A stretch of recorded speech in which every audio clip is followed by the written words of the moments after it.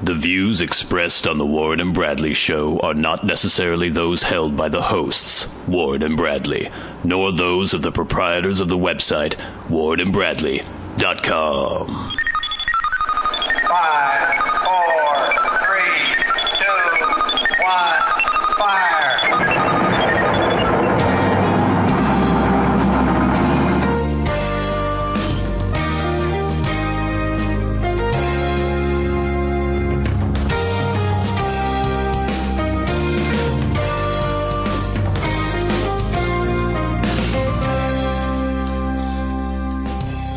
Let's make some magic. It is magic time. Hello, and welcome once again to the Warren and Bradley Show. I am one of your hosts, Bradley Victor. The other host, Warren Van. It is episode 68 of the Warren and Bradley Show, only one away from magical 69. I have way too much to talk about. I did get to go to the bagelry this weekend and had lots of horrible encounters with people. I think I need to take on some sort of alter ego persona of, I don't know, manners man or something, where I go around and correct people's horrible behavior because I'm constantly confronted with it. Let's see if I can backtrack and tell the story in the order in which it took place. But, well, yesterday, first of all, I tried to do my whole bagelry thing. It was raining like a bastard. It's a Saturday before St. Patrick's Day, and we have a parade in Bellingham for St. Patrick's Day. I don't know why. We have maybe 4 Irish people. I think I know who they all are, who live in this city. Yeah. Pouring down with rain. There were maybe 10 people watching this stupid fucking parade, but they had all these streets shut down in downtown. They had bifurcated the city, so you couldn't go from the south to the north part of the city. I had to backtrack everywhere. The stupid horses riding around the rain looking miserable, and people with stupid green hats wandering around. It was pointless. This isn't New York. We don't have a huge Irish immigrant population or anything. Yeah, people like parades for some reason. I don't understand it. I fucking hate parades. They're Yeah, the I'm not a stupidest fan. thing in the... You sit there on the side of the road and watch idiots walk by. Yeah. What is the point of this? Didn't understand as a child, and I don't understand as an adult. And why are we jumping on the parade bandwagon? We have the St. Patrick's Day parade. We have some ridiculous gay pride parade where, again, we have hardly any sort of gay population living in the city. Yeah. This is not West Hollywood. This is not San Francisco in the Mission District or anything. This is ridiculous. Fine. Have a parade where it makes sense, you know? Where the people live? Where the people live. Okay. We should have like a white person parade. Well, there's a bunch of... Well, yeah, sure. Oh, yeah. You have a bunch of a bunch of straight people wearing rainbow flags marching down. We love gay people. Well, that's great. But you're not gay, so why are you marching in a gay pride parade? I don't know. I got really annoyed. Somebody backed into me, too, while I was trying to drive around. They started pulling out of a parking space. I was honking and honking and honking, and they just went... knocked into my truck. Yeah. I don't know. It was irritating. Then getting to the bagelry, this actually happened today. Went to the front where you're supposed to pay. There was a woman who, she had just like wandered in front of me even though I was waiting there to pay. She had 2 little children.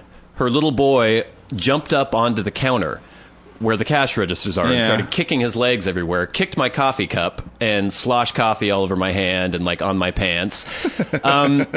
Started grabbing shit off the counter, like there was a little desk calendar and a cup with pens and just slamming them around. His older sister, who was probably like 8, was like, "You need to get down from there, get down." His mom said, "No, it's okay." It's not okay. This is not okay. And the poor person who was trying to actually like ring people up with this little hellion kicking around, he was like throwing himself all over the counter. She wanted to say something, but she was obviously too polite. So I said, again, as manners man, correcting people's behavior when they step out of line, I said, actually, you probably should have him get off the counter.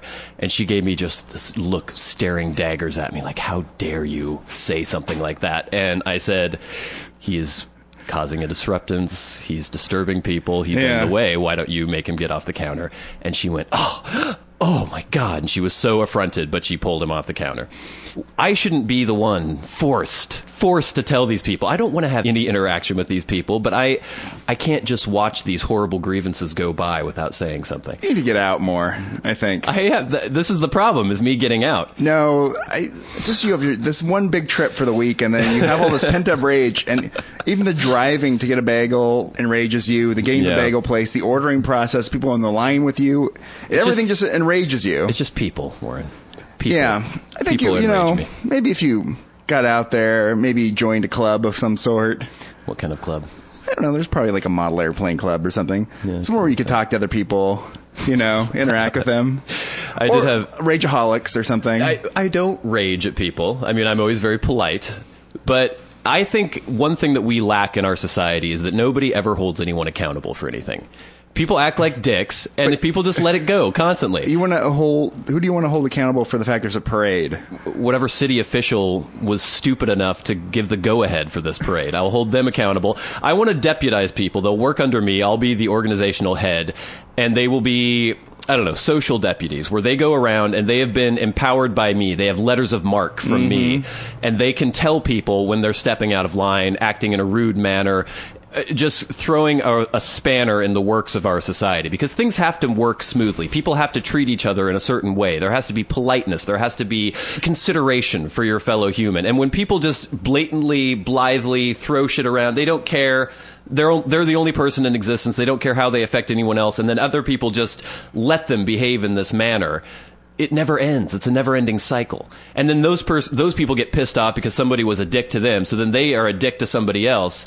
We just need to call people on their shit when they commit their shit, immediately after committing their shit, and then maybe that will put a stop to this kind of thing. But what if one of the people who likes a parade was given this power, and then they would just have parades every day? Well, there would be a very exhaustive screening process, and they would have to answer a series of questions that I would put forth. I would give them hypothetical situations. You're standing in line, a little kid starts freaking out and kicking around everywhere. What do you do? We live in a world that we live in. Yeah. We don't live in the idealized world, the utopian world. Maybe you need to reconcile yourself to the world that actually exists, and not the fascist Republic of Brad where everyone obeys your dictates. You can't aspire to that because you're never going to get there. Well, maybe, but I mean, you look at societies like in Japan, where people are ultra careful about not pissing each other off. Okay. And they've had to do that because they've lived in such close proximity to each other for so long. It's a little island. People are packed in there. Yeah. And they realize that if they don't have consideration for each other, then everything just explodes. And so a culture has evolved over the years where people are insanely considerate of people. You don't talk on your cell phone loudly on the bus. You wear a mask when you're sick so you don't spread your germs to other people. You make room for people. You're polite to people. And you finger women on the subway. Yes. Yeah. Well, there's certain repressed urges that are going on. Yeah, that happens. No society's perfect, but, Yeah. But I think that America evolved as this land of huge expanses, open spaces, independence, people just going and doing their own thing, which I'm a fan of individuality. But I don't know. I wonder. But society has changed. We are living in closer proximity to each other now, and we can't just have everyone going off the reservation and acting like crazy people. But I think that I can understand that if there was some problem with a lot of violence and people were being injured and hurt. Most of your issues have to do with getting in lines at bagel shops and having to go a couple blocks out of your way when you're driving to a bagel shop. I don't want people to be dicks. That's all I care about. But your criteria for somebody being a dick is anything that slightly inconveniences you. Well, no, because you've agreed with me in the past as people not having regard for other people and just not realizing that their behavior is affecting other people in an adverse way or not caring. Yeah, that's true. But it's you're never going to change the other people. Well, I think my guidelines, my plans, my deputies calling people out. No one's going to call anyone out. I think we need to have some sort of Kickstarter campaign, and I can get some money for this, and we'll get this going. So your Kickstarter campaign to control society? Yes, it'll need to give me money, your rules, and then I don't know. I'll create some sort of secret organization. This is worrying. It's kind of like the brown shirts. I know exactly. So I had some other awkward interactions. There's a guy who works at the grocery store, which I often frequent, who I hadn't seen in a long time. And I had met him outside of work. I think I'd seen him at a show a couple times or something, and we had struck up a little kind of an acquaintance sort of thing where when he saw me at the store, he'd be like, hey, how's it going? And he would talk about music. I think that was the thing that he thought we had in common or something. Nice guy, whatever. Hadn't seen him in several months. And I saw him in there the other day, and he looked a little off. Couldn't quite place what was going on, but he didn't quite seem himself. And I made a joke because we had a friendly sort of rapport. Did you make a joke about him looking off? Well, I was like, God, you look like shit. Because we had a relationship in the past where I would come in my work clothes and he would talk about how horrible I looked. Like, oh, you look awful. What have you been doing all day? It was sort of that kind of rapport. Which makes sense, but I don't know if someone actually doesn't look well to say that to them. Well, I don't know. Then you're just calling attention to it. Maybe. And then he said, well, I had a brain tumor. Yeah. And I went, oh, okay. Yeah, that makes sense. Yeah. And then I realized when I looked a little closer, I could see that there was a giant scar on his head and there had been surgery performed and yeah. Wow. And he couldn't focus his eyes properly, apparently, and there were a lot of issues involved. Back at work, though, huh? Yeah. Huh, wow. So I felt kind of like a dick. Well, I'm sure on his podcast he's wishing people would stop doing things like that. If my deputies were out, they probably could have confronted me at that time, and I would take full responsibility for making a social faux pas. Yeah, you should be a little more sensitive to people who may have just had like brain surgery or something. Another interesting sociological thing that I was watching the other day, I got off work early during the week, and so I went downtown. And I was watching as the meter maid was going around and looking at the parking meters and writing tickets for people. And I don't even know what a parking ticket costs in Bellingham. It's not that much. It's not a huge deal. No. It's like $25 or $15. I don't know. But it was really interesting to watch the reactions that people had to the parking tickets when they got back to their car. Yeah. Like some people had this resigned look, like, oh my God. Other people seemed a little angry, a little affronted. There was this one simian-looking guy who had a hairline that was basically just like half an inch above his eyebrows, just like this. He looked like an orangutan, basically. He came up and saw the parking ticket. He went, oh, and I could see his face just turn red immediately, bright red. Yeah. He grabbed the parking ticket, and he crumpled it up and ripped it into pieces and threw it down on the ground. Now, that's not showing anybody because they have record. Yeah. They have his license plate number. They know that they gave him a ticket. All he's doing is forcing himself to pay more money. Well, it's odd, too, because it's like he was in violation of the parking laws, right? Yeah. So he made a mistake and he got a ticket. He did. Why? Where's the rage? I mean, he shouldn't be angry. No. Maybe a little upset with himself for being like, oh, I should have got back the meter. Now I'm going to pay $15. Right. To think that that's like somebody getting you. And see, that's not how I behave. Oh, so no? you think I'm full of rage. Like, if I got a parking ticket, I would say, okay, well, yeah, I was here too long and I didn't feed the meter. Speaking of feeding the meter, though, there was a little busker dude playing guitar out front of the bagelry, and when he saw the meter maid coming, he took a bunch of the change that he had in his guitar case, and he started feeding meters for people. Meters that were expired. Meter maid flipped out. She went crazy. And they got in a huge shouting match. You're not supposed to do that. Well, because I those people know. are in violation. I know you're not supposed to do it, but we had that news story, I think, a while ago where there was that old woman who actually got arrested for feeding people's parking meters. Yeah. But see, I like that. I think that's a nice thing to do. And it's funny that the guy was begging on the street, playing guitar, but he took his hard-earned it's crazy. Busking money and he put it in the meters. Helping people that have cars. Yeah. They can afford a ticket. And her whole thing was that he should have asked her first to feed the parking meters, which is kind of a strange thing to say. Didn't you just say no, right? I would assume so. You have to ask a meter maid if you want to feed a parking meter? Yeah, it was interesting. Yeah. So what's been going on with you, Warren? Well, you know what today is? St. Patrick's Day. Even more important. What's that? Selection Sunday. What does that mean? That means this is the day they pick all the teams for the NCAA tournament for basketball. So I probably think we should break down all 68 teams when the brackets come out. I think they're coming out any moment now. Strengths and weaknesses. Talk about some of the matchups. Right. Make our, predictions about the future. I think if you want, you can have a separate supplementary episode where you break down the NCAA tournament Selection breakdown Sunday. Yeah. I have never, ever paid any attention to college basketball ever. Oh, you're missing out. And I still find it rather strange that people care at all. I find it strange that people care about sports in general, but I kind of get it. You should get out there. Maybe watch some more sports. I gotta say, you've had 3 anecdotes on the show. Yeah. 2 of them were at the bagel place you go to every time. The other one was at the grocery store. Those are the only places you go. I'm trying to think of other places I go. I go to the convenience store occasionally. Your world's like really narrowing down. It has shrunk down quite a bit. And now it's like you go to a bagel place and are enraged by the things you see, or you're like amused and laughing at like what's happening outside the bagel shop. Everything is kind of like heightened emotionally. You are. It is true. You're getting a little bit like pinned into like a weird place here. It's when you've got to fit all your living into a very short amount of time. Like when I actually emerge from my apartment, and so I have to have the highs and the lows and the drama and the Yeah. All on a trip to get a bagel. If there were only single women who hung out at the bagelry, then I could basically, my whole life could just be live there. You want sort of a morning thing going on where you could meet hookup young, attractive women? The bagelry, yeah. I don't think that's going to happen. Although I unless we had some sort of thing like the Central Perk on Friends, I feel like if you went there, you could meet like young, attractive women. Well, everyone always says that you are supposed to get some sort of hobby, or you join a club or something, and you'll meet like-minded people. Something. I don't think that's going to happen. No. What club would you join? Club. I mean, you're into sports. You're into Selection Sunday. There aren't going to be a lot of. I mean, you already have a girlfriend, so it doesn't matter. But if I watch you sports with people.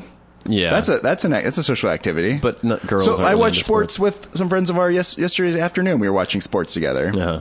Yeah, and we bonded over that. We bonded over that. We were watching the basketball, but then a Seattle Sounders game came on. Mm-hmm. And because everyone who lives here is a bunch of bandwagon jumping, like wannabe Europeans. Right. Everyone's like, woo, soccer. So everyone puts on their Sounders things and goes in there and starts cheering and like, oh, the suspense of the soccer game. So we made fun of them. Yeah. Yeah, that was a nice time. Yeah. Yeah, I mean, I know what you're saying.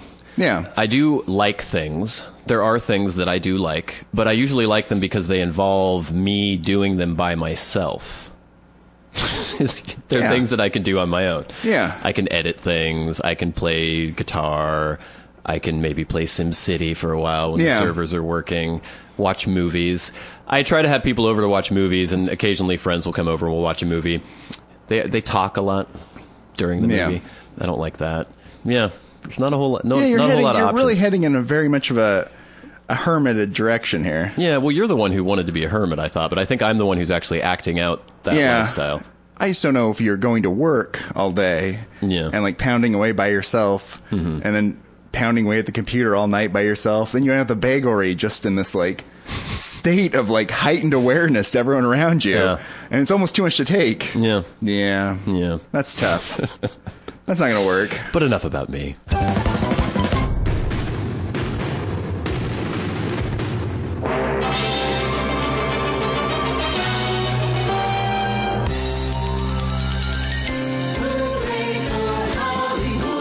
Celebrity Minute on the Warren and Bradley Show.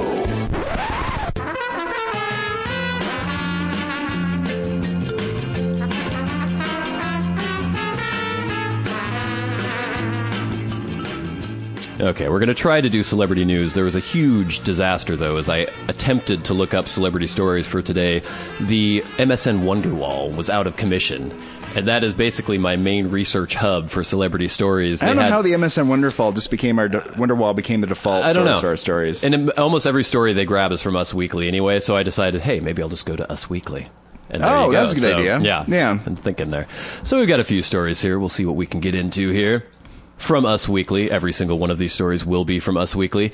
Exclusive. Lil Wayne is not close to death, but he just drank too much scissorp. Okay, yeah. I don't know if anyone has heard recently, but Lil Wayne was rushed to the hospital.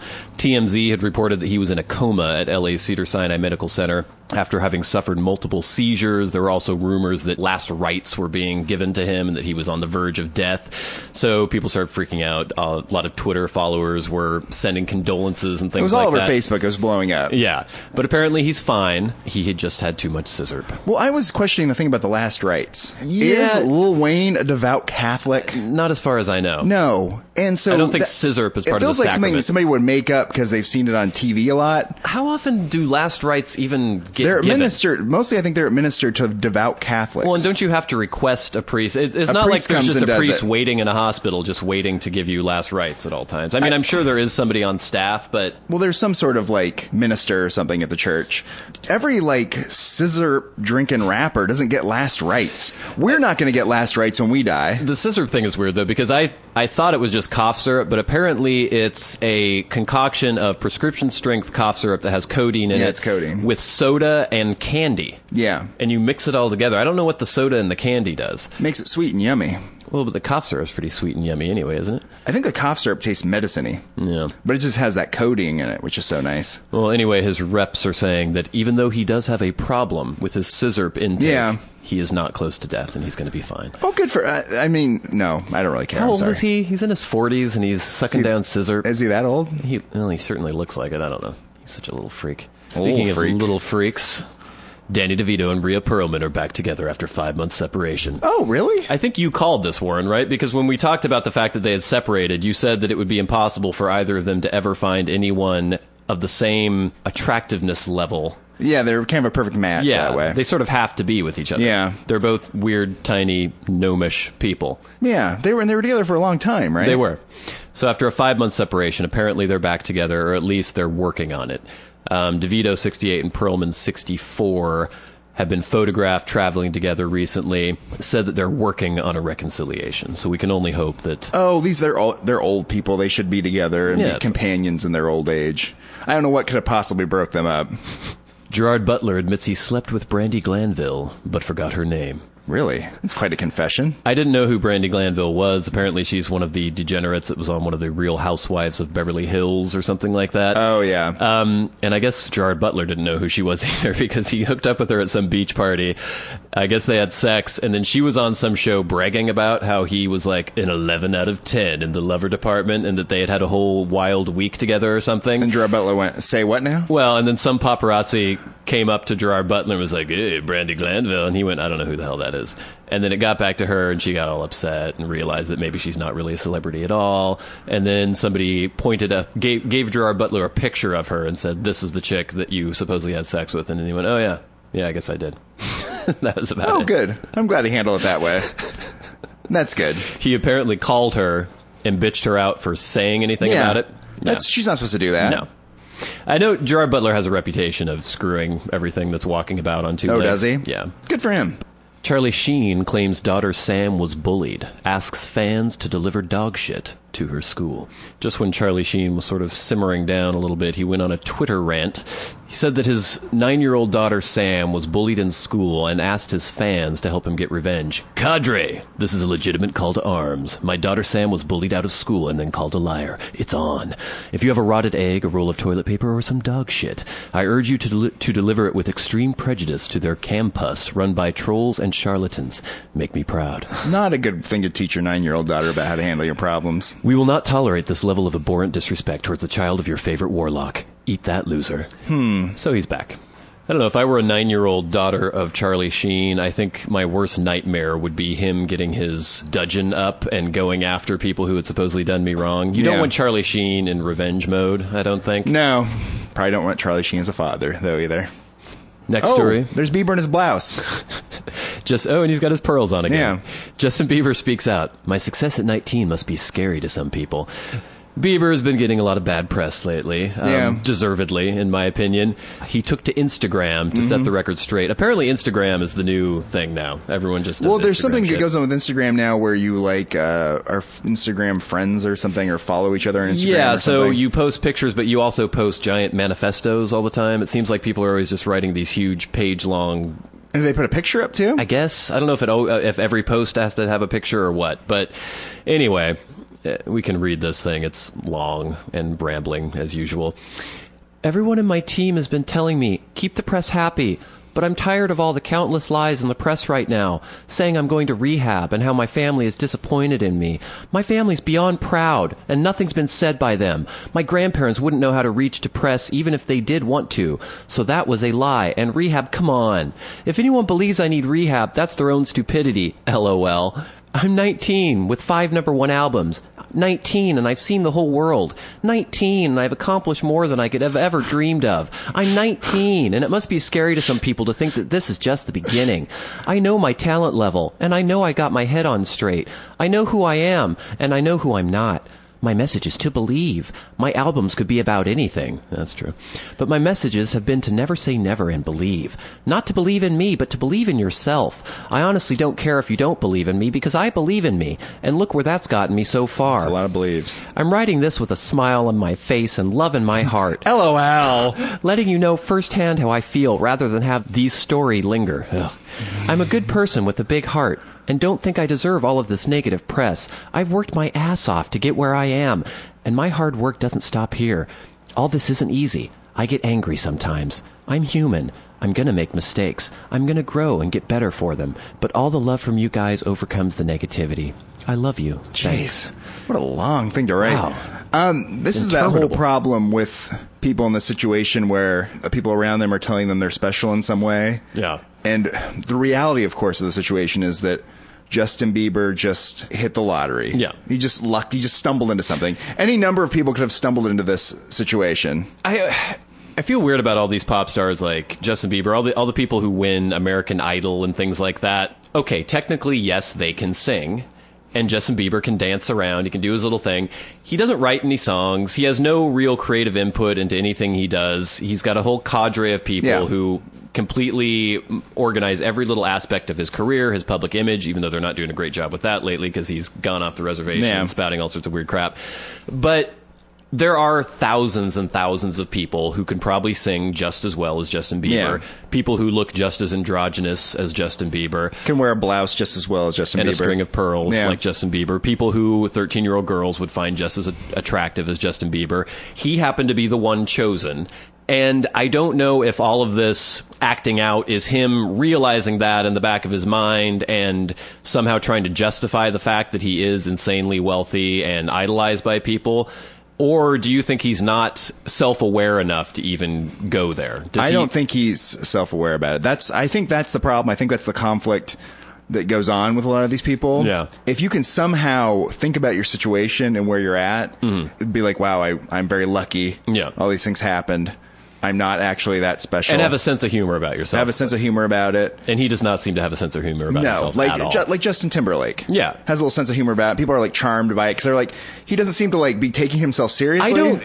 I don't mind Justin Timberlake at all because his music is obnoxious. I care nothing for his music, but he's having fun, and I think he realizes that he is a product, and he enjoys the recognition. He's like a star that's been created by this weird star system. Yeah. But he's not like, he doesn't seem to be taking himself very seriously. He doesn't seem to think he's a very, the most important person in the world or anything. And I find that refreshing. Yeah, that's fine. You can be a weird, sugary pop product. That's fine as long as you don't believe you're Mozart the image or something. That yeah. It's fine. Now, this next story is kind of interesting. I think most of our listeners will be aware of Kickstarter. It's an online crowdfunding website. Yeah. Let's say you have a project in mind. You can appeal to the users of Kickstarter to donate money to your project, and usually it's for like a t-shirt or you get something for the amount of money you put into the project. So let's say you want to do some sort of art installation somewhere. You put a goal of $20,000. You have a certain amount of time to reach that goal. If you do reach that goal, then you provide, a print of the art project or something for the people who have donated to the project. And the only thing that you're liable for is to actually go through with the project. You can't just collect the money and just like, ha, ha, ha. You're not supposed to. No. I think that's happened a few times. But recently, Kristen Bell and Rob Thomas... Rob Thomas, the guy from Matchbox 20? No, the producer and the creator of Veronica Mars. Oh, okay. Did a Kickstarter to see if they could get the Veronica Mars movie made. Apparently, a bunch of nerds liked Veronica Mars. Have you ever seen Veronica Mars? Never seen it. No Is idea there some sort of alien thing going on? I don't know. She was like a detective or something in high school. Yeah. I don't know. Yeah. I don't care. But they made a Kickstarter for the Veronica Mars movie, made over $2 million in like a day or something, and I think they're still making money.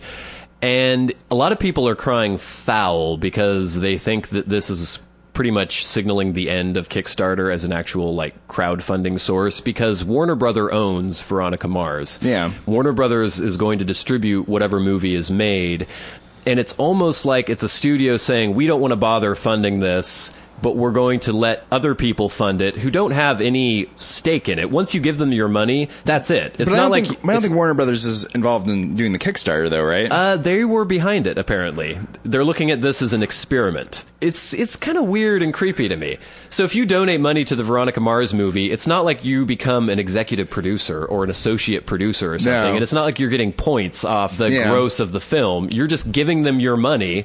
They're taking it. Because you want to see a Veronica Mars movie. Yeah, but if Warner Brothers knows that there's a huge demand for a Veronica Mars movie, and they're the ones who are going to make the profit from the movie. Yeah. I don't know. It's just weird. It seems like it's kind of circumventing the reason for Kickstarter to begin with. Once giant corporations start getting involved. Well, it is, but it's not, though. At the same time, it's like, it's something people want, and so they're putting their, like, money where they want to go, and they want to have this thing happen. And so if this facilitates them seeing a Veronica Mars movie. Yeah, but can't you see where this could be abused? Where, let's say, Apple was like, oh, we're going to make a new consumer electronics product. We'll put up a little précis of what the product is on Kickstarter. Would you guys like us to make this product? Yeah, and they get millions of dollars in funding. Just don't give them money then. Yeah. I mean, it's completely voluntary. That's the thing. I would never do that. I'm never going to give them any money to make the Veronica Mars movie. No, I'm no interest in that. I don't know. There's just something that smacks of cynicism to me. I don't know. It seems kind of weird.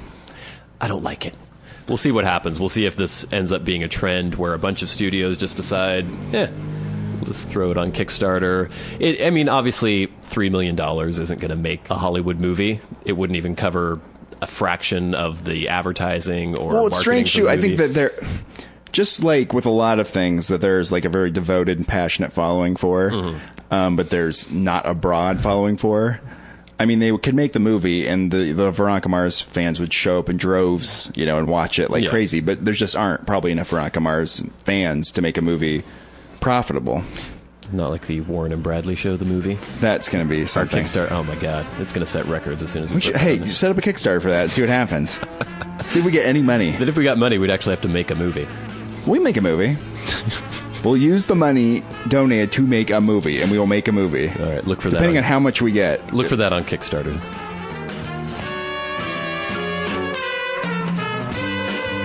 This has been Celebrity Minute on the Warren and Bradley Show.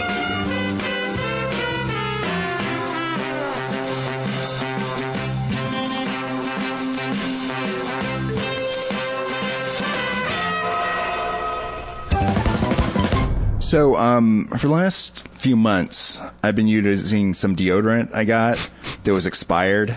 Whoa. How does deodorant expire? Everything, all like consumer products like that have an expiration date on them. Okay. So But I mean, it still worked. Where did you get expired deodorant? It was like some weird black market? No. At my work, there's a retail element, and sometimes things expire, and they take them off the shelf, and then they put them on a table in the back. And people are like, "You want some?" Like I used to get, some sort of weird vaginal lube that I would play with that was expired. I don't know. What are you doing with the vaginal lube? Just as a joke. Oh, I know what else we did. I got those pregnancy tests once. Did you take one? Yeah, I had like some of our friends take them, and we all took them to see what would happen. None of us were pregnant. Okay. Even the female among good. us. That's good. So I was using that, and finally I ran out. So I was like, God damn it, I have to buy some now, which is really annoying. And I went to get deodorant, and it's one of those things that there's a million options, and I have no idea, and I always just buy whatever's on sale or what's the cheapest. Right. And there was some Old Spice, this new kind of Old Spice deodorant that was on sale. New Old Spice. Yeah, it was like, it had a new packaging and stuff. But what prominently on the sticker on there was like 24-hour protection. This is going to protect you for 24 hours. Right. So I was like, oh, I didn't think much of it. Was it an antiperspirant plus deodorant? I think so, yeah. So I purchased it, and I put it on. I was like, man, I can really smell that. And then I went 24 hours without reapplying or showering. And I was like, oh my God, it still smelled like as powerful as when I put it on. Does it smell like Old Spice? No, I got some sort of like sport or fresh sport, flavor. If you don't wear deodorant, do you smell? Yeah, I'll get like BO. Because I don't really, if I don't wear it. If you don't put deodorant on, you won't get BO if you work all day? Not really, no. Really? No. Huh, that's weird. If I go several days without showering, then it'll start to You'll smell. get BO, but you won't just for during one day. No. Actually, I don't know if I would for one day. I think if I sweat a lot during the day, if it was like a summer day, I would probably get... Well, you sweat a lot. I do sweat a lot in general. Do you like the gel? You know, I bought... When the gel was first introduced many years ago, I bought some of the gel, and I wasn't comfortable with it. It creeped me out. Because it's like gel. I use the Right Guard Sport gel. You use the gel still? Yeah, I like the gel. I don't like the powdery shit. It's just kind of like the dry kind of like bar of soap that you rub on there. Yeah, I don't like That's it. what I use. And it leaves stains on clothing and things like that. I felt weird about the gel, though. So it was just like putting some like clear paste in my armpits. Yeah. I guess if you get used to it, it's not that big a You deal. just let it air out for a little bit. I know my dad, when I was a child, he always had like Right Guard, but he had like the aerosol can. And you do that. That shit doesn't work. Doesn't? I don't think it works. They still sell it? I don't know. So I didn't even I didn't look, but I didn't see that for an option. A whole segment based on antiperspirant deodorant. Speculating about what they make and what they don't. So, do you buy the same kind every time then? yeah, I have the same kind every time. Even if it's not on sale? You specifically buy that one kind? Yeah. Really? I'm pretty loyal to brands. Okay, and that's things. weird because maybe this is something strange about me. Yeah. But every time I buy deodorant, I buy just some random different kind, whatever's on sale, and I just use that. I'll have like Mitchum, I'll have like Right Guard, I'll have Old Spice, Well, I have whatever. a weird sensitive skin thing where there's a lot of different products that will actually cause me to have allergic reactions if I put them on my skin. Yeah. And some deodorants are like that, and this one that I've been using, the Right Guard Sport You know it gel, works for you. It doesn't make me have weird, like itchy, horrible rashes under my arms, so I always use that. Do you always buy the same toothpaste? Usually, yeah. Really? What do you use? Something Ultimate Whitening. Some sort of Crest Ultimate Whitening or Colgate or something? I can't remember if it's Crest or Colgate. It's the hard stuff. It's really strong. You feel it. You put it on there and your mouth just like, tingles. It's weird that I don't have any brand loyalty to like these things. What do you feel about all these personal hygiene products? Because America is, I think, at the forefront of no body odor, insane cleanliness. Yeah. We're constantly perfumed and powdered and shaved and scented and showered. You are someone who is more... I don't care. Laissez-faire about the whole personal hygiene thing. You don't use soap, do you? Or shampoo? No, I haven't. I haven't been using soap again for a few months, and I haven't been using shampoo. Yeah. I've just been rinsing myself off in the shower. Have you traveled internationally and noticed a difference in body odors as compared to Americans? No, but I not when I've been abroad, but I have like noticed when they are here. Yeah. Yeah. So how do you feel about it? Do you think that we should just give it up and just get used to people smelling in a certain way? I think it'd be better. The thing that really actually kind of gives me a headache is like a lot of perfume. Yeah. The over application. Yeah, the over application of perfume, and it's like really just like intense and kind of like burns my eyes almost. And I think that's unnecessary. Or like lots of cologne, and you smell the person like an hour after they left the room. You know, if I don't wear any antiperspirant or deodorant or anything like that, but if I'm clean and I just smell like me, it's just a skin sort of smell. Yeah, it's fine. It's not offensive. No, in any way. And I don't mind that smell on other people either. Yeah, just in general, I don't want like a foul smell, like the smell of sickness or something. But I think we've gotten so sensitive to it because I will notice, you know, if I'm with a girl or something and there's a hint of body odor, it's not necessarily enough to like turn me off immediately, but you definitely, we are so hyper aware of that, I think, as a society. You notice it, but does it bother you? It depends. I don't know. Usually women don't smell as bad as men will smell if they smell bad. There are certain... But you're also not as intimate with men as you are with women. Well, no. Right? Yeah. Yeah. I'm not sure how I feel about it, because I tried to do that experiment once where I didn't use soap and didn't use shampoo because I was trying to be like, the natural balance that your body will do, because we strip all the sebum off our bodies and then it gets dry and then it has to produce more to try to... And so it feels like you're just constantly in a losing battle. So I thought I would try that, but then the problem is I get so dirty at work that... You actually have to scrub dirt off of you. Yeah, water alone isn't enough to take concrete off or out of your hair. You know? Yeah, I don't have that kind of job. The way I'm dirty is I'm dirty from like the salt from the sweat as I've been like working. It's not like I'm getting covered in dirt or anything, so I can just rinse that stuff off. Well, it's like a dog. I mean, a dog can get kind of smelly and gross, but for the most part, if you don't bathe the dog, they'll just smell like a dog, and it's not an offensive odor. And I think humans would be that way as well. We would just develop an equilibrium. But I think what happens with people's like personal hygiene decisions and stuff is somehow they get an idea about the way it has to be, and they stick to that, and they can never like take a layer off from these things. It's like the old woman that is 90 and like going down the street and just covers her face with all sorts of like makeup and like rouges and all this thing. And it's like, there's no reason for you to do that. It looks ridiculous what you're doing right now. I dated a girl who was obsessed with eye makeup. Yeah. She would not go anywhere without having eye makeup. And I like it when a girl can look good without makeup, because I find the whole idea of like putting a bunch of foundation and making yourself up, and that's only then do you look good. That does not appeal to me. No, I find that unattractive as well. That's very unattractive. And she wouldn't wear any other makeup other than eye makeup. We dated for over 2 years, and it occurred to me, I was like, I have never seen you without eye makeup. She would get up in the morning and go take a shower, and I wouldn't see her again until she had applied the eye makeup. It was so important to her that she have the eye makeup on. And I finally once, like, wash it off, let me see. And she was like, oh, it was this horrible thing. But she finally did it. And I was like, you look great.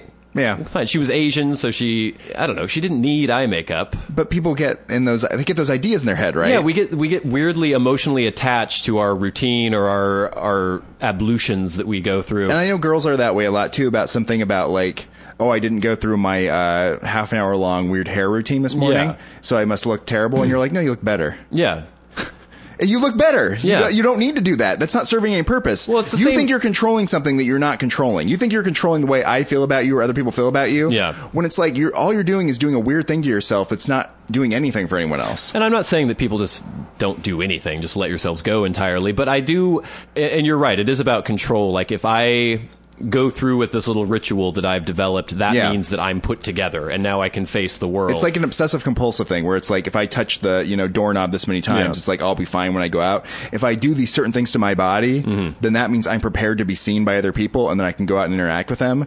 When really to the other people, sometimes you look ridiculous, or sometimes you just are doing a bunch of things that don't matter to anyone. I have similar things where, if I just woke up and I don't really have much hair right now because I shaved it all off, but if I wake up and my hair is all matted and I look like a crazy person, I probably wouldn't go out until I had like washed my hair or, done something. And I think that's fine. Like you don't want to, I hate it when people just throw on sweatpants and flip-flops and go outside. It's like put yourself together a little bit. But I will say about women, that if you can't just put on flip-flops and sweatpants and look okay, you're not going to fix that, despite how much work you want to do. Right. Yeah. And I think that's true of like probably men too. It's like, I'm going to try, this is who I am, but I'm going to do all these weird things. And then it's like, I don't know. It bothers me. And I think that there's a whole industry built around this, right? Yeah. The whole idea that you have to have all these certain products to do this, to make yourself right. Preying on people's insecurity and their feelings about themselves and their appearance. I mean, that is, in our society, we judge people so much based on their appearance, as we should. Of course. I hate over application of makeup. I find it completely a turnoff. It really drives me crazy. Yeah. Yeah. I find just that over finickiness to be like a turnoff. You know when women's faces are a different color than the rest of their skin because of all like foundation that they put on there, and you can see this thick caked layer of this makeup, and then it starts cracking around their eyes and things. It's just really unattractive. It's not doing it for you. Run around like French mimes. Yeah. Come on. Let's wipe off the makeup. Let's see I'm the real all for you. Let's wipe off the makeup. Just use as much perfume, just a little bit, maybe just a touch, or a cologne, just a dab. Yeah, and let's not go crazy. Don't go crazy in the opposite direction, because I don't like dirty hippies either. Just be, let's get a little proportion, a little sense of moderation. Well, please. Come on. A plea for moderation. Plea for moderation. So the other day I was sitting around thinking, often a lot of the content of our podcast is us complaining about things, especially me complaining about things, ills in society. We just had a segment about people using too much makeup and taking too much care of themselves. People having parades. I lost my sunglasses. Or just dropped his sunglasses because he was wearing them on the back of his head. Pause here. A second. I got him. But I was thinking, if you and I live to a ripe old age and we're still hanging out together, what do you think we'll be bitching about in 40 years' time? If society continues going the way it's going, and there's no guarantee that it will, but it seems now that we're getting more and more liberal about what people do in terms of, sexually, behaviorally, but at the same time, we also seem to be getting more and more prudish about speech. People are always jumping down people's throats for saying something in a weird way. It's this weird dichotomy between really, really liberal, just do what you feel, do whatever feels good, but then at the same time being like Nazis about speech and appearances in a strange way. But if our society continues on this route, where do you think things will have gone by that point, and what will we be complaining about when we're old men doing the Warren and Bradley show in like 2054? Well, it's true in the sense that like 100 years ago, let's say, someone being like a homosexual or participating in a homosexual act of some sort, would people be like, that's awful. Yeah. But someone made an off-color joke about something, people would be like, that's off-color. Yeah. Now it's like we've gone to a place where it's like where gay people are getting married, and we're like, oh, this is good that we're celebrating this. This is fine. But if somebody makes a joke that in some way could be interpreted offends as some derogatory group in some slight way, that is like worse than Hitler. Yeah. Can't believe you did that. That's the danger where I see where we're going, right? That's what I don't understand. I don't understand this liberal mentality going hand in hand with this crazy politically correct, the Ministry Thought of control Thought from or the Thought Police from 1984. I don't see how the two go together, because you would think that speech would be freer once all our actions were freer as well. And it's weird because I was actually looking back, around the turn of the century, the turn of the last century, there were all these weird vibrators on the market. Oh, but they were marketing them as different things, right? Well, this is what's weird. Okay, so female sexuality was this strange, nefarious thing that people didn't really talk about, but everyone understood that sometimes women would suffer from hysteria. Yeah. And they need hysterectomies. Well, and sometimes the hysteria was caused by the need for sexual release, for orgasm. And this wasn't explicitly stated, but it was understood. So doctors developed vibrators. Yeah. And they would actually treat women. Women would come in. They were like, suffering from hysteria and fainting spells. They had their fainting couches and everything strategically placed. They'd come into the doctor's office, and he would go, and root at her with a crazy, like, steam-powered vibrator or something, whatever the hell they had. I think they had electricity by that point. And she would come to climax, and that was her treatment. Yeah. And then they started saying, okay, well, we need to make home vibrators for these women so they can treat themselves, or the husband can treat them for their hysteria. I saw ads for, like, the Sears catalog for vibrators. And didn't they call them something different? Well, they didn't explicitly say this is for They're you. Like a massage thing, right? Well, it was for female pleasure, release. But everyone knew what it was, and it was... But then we talked to... You don't open the Sears catalog now and find vibrators. No. But 120 years ago, there were ads for vibrators, and everyone knew what they were, and everyone knew what they did. And but but you wouldn't, like, just come out and say what they were for. No, but everyone knew. But it even said, like, for stimulating female pleasure. I'll find one of the ads, and I'll put it on our website at warrenandbradley.com. But now, even though people are, like, fucking each other with strap-ons and going insane, you would not open the Sears catalog and find a harness and, like, master and slave set in the Sears catalog.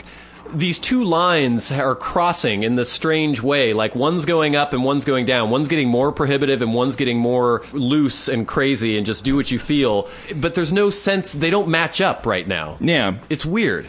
It doesn't make any sense to me. No. I see what you're saying, though. It's kind of it is a dichotomy. It's like we're all doing crazy shit, but you're not supposed to talk about it. Yeah. We're both speechless. Pondering this amazing...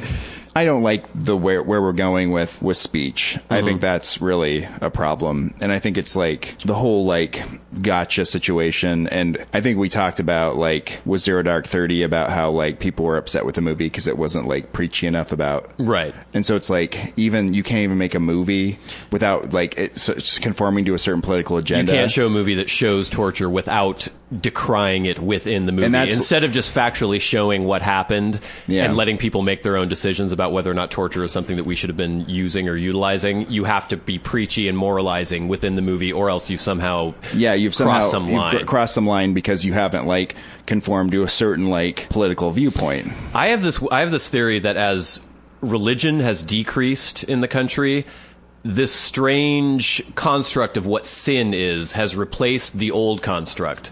Like, if you were a religious person, there were certain prohibitions, there were certain things you couldn't do, certain things you could do, certain things that would make you righteous, certain things that would make you a sinner. And now, as more and more people have gotten irreligious, society has constructed new things that aren't based on religion or any sort of codified thing, so you don't really know what people are going to pick and what people aren't going to pick. But they're based on a concept of, like, there's a right thing to do and a wrong thing to do. Right. There's a morally correct thing to do, right, which is, like, recycle. But if you take your aluminum can and throw it in the garbage can... You have sinned. You've sinned. You've made a choice that's morally reprehensible. Yeah. And that you should, be punished or shamed in some way. And even though we've decided that personal freedom, sexual freedom, you do whatever the fuck you want, that has become one of the tenets of the new religion. So even though we have gotten more free, we've gotten less free because you can't say anything bad about any of those things, because then you have actually broken one of the tenets of the religion. And you can't make a joke. Yeah. Apparently, because a joke is like somehow attacking, even when it's not. So actually, we've cracked it right there. We've gotten to the nub of it. That's why speech has become more prohibited, is because this new religion of liberalism, of social justice, just people should be free to do whatever they want in the privacy of their own homes, and you're supposed to celebrate whatever lifestyle choice anybody makes. You can no longer joke about those things. You can no longer talk about those things in any way that would be considered derisive. But it's a liberalism in the sense that it's like a liberalism that, like, protects certain things and doesn't respect other things, right? Yeah. Because I've always been extremely liberal in that sense. Like, I don't care what anyone does sexually. Oh, yeah. I don't care what anyone says. As long as you're not hurting anybody, do whatever you want. Yeah. But I also have this thing where it's like, I know we have a lot of talk about, like, guns right now. People are like, we got to ban all these guns. We got to ban all these guns. And I don't have any guns, and I don't care about guns, but I also know that there are a huge percentage of the population that is really interested in having guns. Mm-hmm. And so I'm kind of like, I think we should respect those people's rights, but it's like their rights don't matter. No. Right?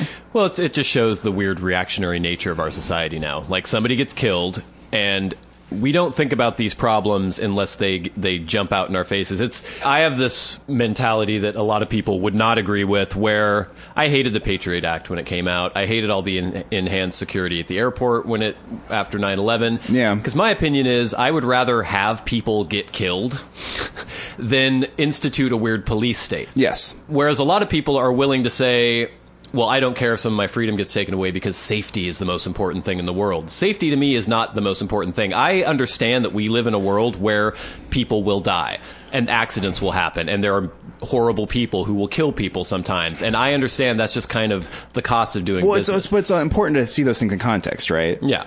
It's the same thing with smoking. It's like, I don't like smoking. I don't care that you do. And I've been told my whole life that smoking is horrible and it kills, it's 500,000 people a year die of secondhand smoke.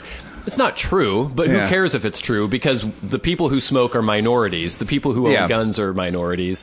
So don't like it. It's because I don't smoke. Yeah. Like, me, personally, I don't smoke and I don't have guns. Yeah. So it's like, why don't I just ban it for everybody else? Exactly. And I don't think that way, And neither do I. But I consider that a much more, like, liberal perspective, in the sense that you're like, people like to talk about being tolerant, and they're like, I'm going to take away your cigarettes and take away your guns and take away everything that I don't value that you do. Yeah. And make you do everything that I do because the way I live is correct. Right. That's not actually being liberal or tolerant. No. That's just forcing people to live in a certain way. That's the thing I've railed against 1,000 times, is the fact that modern liberalism, which preaches tolerance, is one of the most intolerant political philosophies you can actually ever imagine, because we know what's right. We know what's good for you. We know how you're supposed to behave, how you're supposed to treat other people, how you're supposed to regard other people, how you're supposed to talk about other people. And if you don't do these things, then you're a horrible, evil, sexist, misogynist, racist, homophobic bastard. And it's ridiculous. And I think there's a backlash coming. That's why I was kind of thinking of the future and wondering what things are going to be like in 40 years. I'm already seeing stirrings of people getting fed up with this kind of discussion. But the problem is sometimes the backlash comes from the other direction and goes the other way. Yeah. And that's the thing where it's like, that's the third way idea. Yeah. Where it's like people pushing from this direction saying, I'm super liberal, I'm very tolerant, but I'm going to try to ban everything you have and value. Yeah. To other people being like, I value guns and cigarettes and, like, cars that burn a lot of gas, but I don't value, like, your rights, sexual rights or anything. So I'm going to try to ban those things. Yeah. The third way is to be, like, tolerant of both both perspectives and be like, okay, you people who want to live this way, you don't want to smoke, you don't want to have any guns, and you want to have a gay marriage. Go ahead. You want to live in a trailer with a gas-guzzling Suburban and have a gun, you know what I mean, and smoke all the time on your back porch. You do that too. What we don't have to do is try to stop each other from living the way they want to live. Right. That's the point of having a free country. I think you and I have figured this stuff out. Well, it's just if people just listen to the Warren and Bradley show, if we get the world leaders, get Obama, listen to the show. I think if you're going to ban something, or if you're going to do something like that, it better be for reasons that make sense, right? Like, you're going to save a lot of lives, or it's a public policy decision that's going to affect a lot of people in a positive way. Yeah. Yeah. The great example I love is from a old South Park episode where the kids were forced to go to the Museum of Tolerance, and of course the tour guide through the museum is going off about how horrible, injustices that have taken place in the past. And then as they get out into the courtyard of the Museum of Tolerance, there's a guy sitting on a fountain smoking, and the tour guide goes up to the person and just derides him and berates him for smoking and calls him a horrible, horrible person. That's kind of where we are. But this is where, as a person, the person that's doing that, this is where you have to understand what tolerance actually is. Mm-hmm. Tolerance isn't just everyone doing what you want them to do. It's tolerating people that are doing things you don't want them to do. That's what tolerance is. Well, then there's also the difference between tolerating and celebrating. You're not supposed to just tolerate alternative lifestyle choices. You're supposed to celebrate those choices. And, I don't give a shit what people do, but that's not what tolerating means. Tolerating means you might not like it, you might not approve of it, you might even say things about it, that are derogatory, but you let it happen because you're tolerating their right to do what they want to do. But that's also a very sophisticated way to think, right? Because if, let's say I'm a Mormon or something, and I don't like, premarital sex, and there are people having premarital sex, I, get angry at them, I yell at them, I try to pass laws in Utah banning what they're doing and stuff, because I think that thing's wrong. The other thing you can do is just step back and be like, that's what they're doing.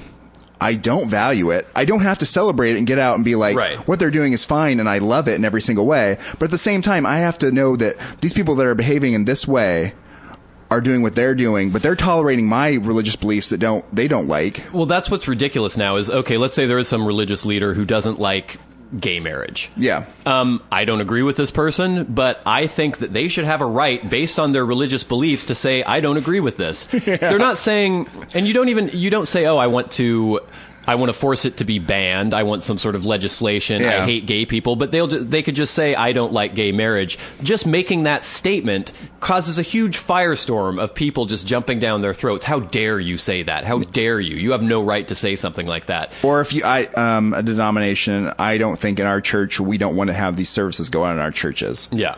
Not acceptable, right? Yeah. At this point. Because it's like, you can't just tolerate what's going on. You have to facilitate. You have to facilitate it. It's weird because that's what liberty is, and it's like that's what liberty is for the people that are getting married. Yeah. That's not what liberty is for the people that don't want to participate in that thing. If they're trying to stop them from getting married, that's a different thing. If they're just don't want to participate, that's their right. That's their free exercise. You would think so. You would think so, wouldn't you? You would. But would you think so, Warren and Bradley Show listeners? Let us know at podcast. Yeah, let us know. warrenandbradley.com. Because I don't feel like this is the most sophisticated thing to think about, yet it seems like no one thinks this way. It's very rare that people think about things this way. It goes back to the things we talk about all the time where people are just obsessed with their own world. And you might have some moral... It happens with conservatives all the time. They're like, oh, I don't want government involved. But then when you talk about government forcing... banning gay marriage, like, well, yeah, let's have government. No, you either have an ideology or you don't. Yeah. And that ideology might mean that some things you don't like happen, but where do you believe? What do you believe? What are your morals? Yeah. If I don't want the government involved in my life, that means I don't want the government involved in any aspect, not some things that I agree with. That's where that kind of it's intellectual honesty. Well, the Republican sort of ideology that coming out now that people associate, they say is the Tea Party talk, right? Is the sense that we hate government, but it mostly seems to have a lot to do with just forcing their perspective on things, which is not. You can't have it both ways. That's not less government. No. That's just government doing what you want it to do. Yeah. Yeah. All right. Well, we've got it all figured out. Hopefully everyone else It's a will very step simple in philosophy, which is just try to, We're going to institute my deputies to control how people behave.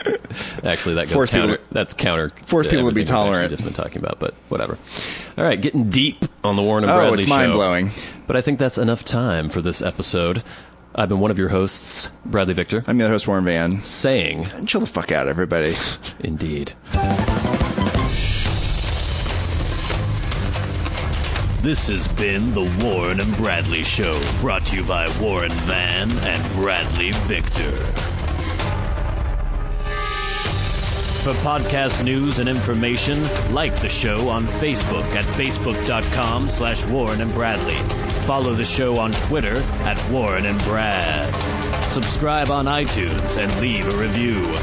For episode archives and episode pictures, go to warrenandbradley.com, and to contact the show, write to podcast at warrenandbradley.com.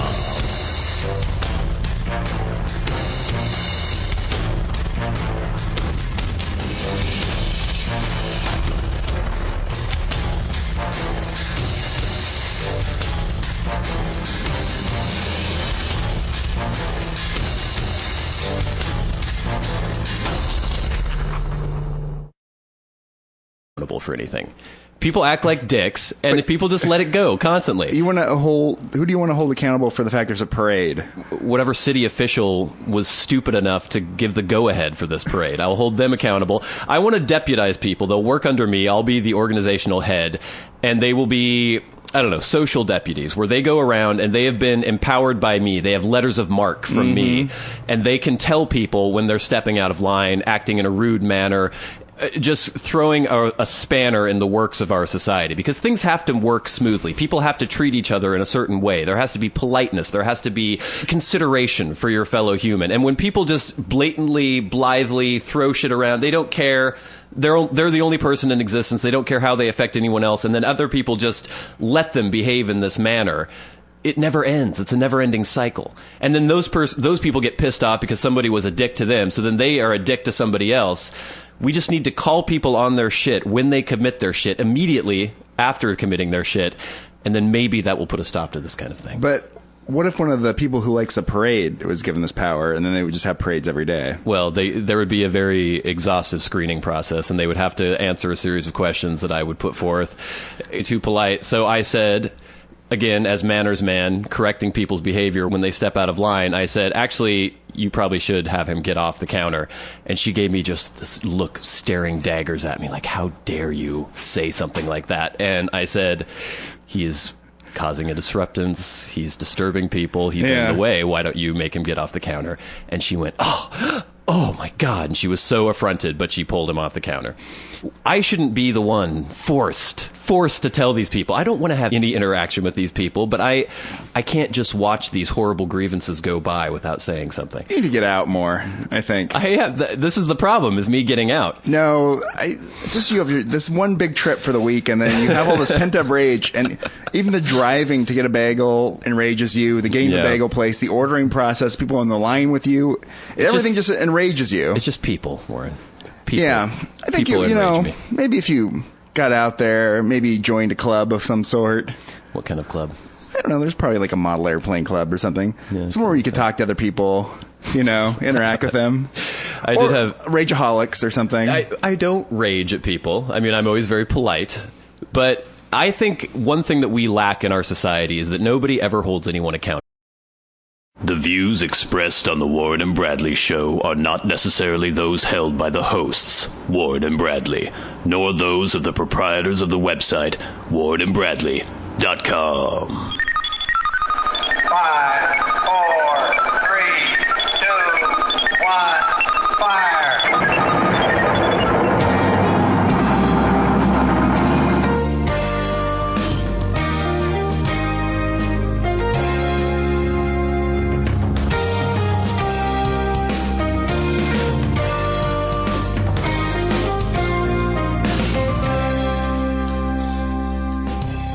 Let's make some magic. It is magic time. Hello, and welcome once again to the Warren and Bradley Show. I am one of your hosts, Bradley Victor. The other host, Warren Van. It is episode 68 of the Warren and Bradley Show, only one away from magical 69.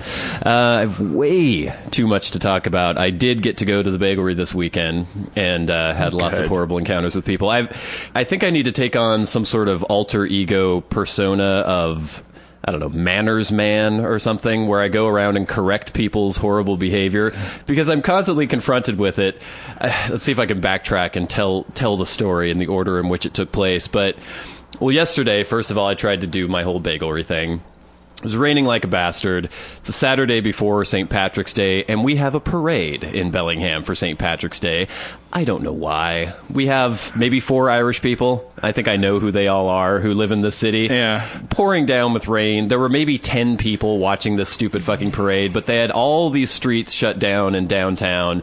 They had bifurcated the city, so you couldn't go from the south to the north part of the city. I had to backtrack everywhere. The stupid horses riding around the rain looking miserable, and people with stupid green hats wandering around. It was pointless. This isn't New York. We don't have a huge Irish immigrant population or anything. Yeah, people like parades for some reason. I don't understand it. Fucking hate parades. They're Yeah, the I'm not a stupidest fan. thing in the... You sit there on the side of the road and watch idiots walk by. Yeah. What is the point of this? Didn't understand as a child, and I don't understand as an adult. And why are we jumping on the parade bandwagon? We have the St. Patrick's Day parade. We have some ridiculous gay pride parade where, again, we have hardly any sort of gay population living in the city. Yeah. This is not West Hollywood. This is not San Francisco and the Mission District or anything. This is ridiculous. Fine. Have a parade where it makes sense, you know? Where the people live? Where the people live. Okay. We should have like a white person parade. Well, there's a bunch of... Well, yeah, sure. Oh, yeah. You have a bunch of a bunch of straight people wearing rainbow flags marching down. We love gay people. Well, that's great. But you're not gay, so why are you marching in a gay pride parade? I don't know. I got really annoyed. Somebody backed into me, too, while I was trying to drive around. They started pulling out of a parking space, and I was honking and honking and honking, and they just went... knocked into my truck. Yeah. I don't know. It was irritating. Then getting to the bagelry, this actually happened today.